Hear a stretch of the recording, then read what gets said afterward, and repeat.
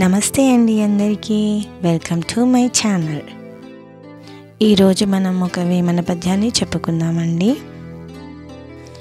ఎన్ని చోట్ల తిరిగి ఏ పాటలు పడినను అంటనీయక శని వెంట తిరుగు భూమి కృత్తలైన భుక్తులు కృత్తలా విశ్వదాభిరామ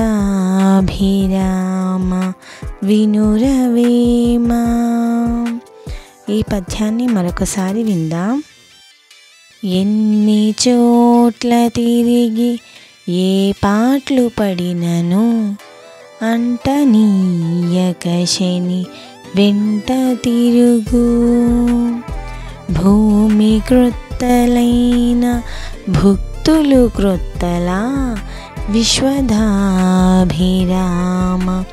వినురవేమ. ఈ పద్యం యొక్క భావం: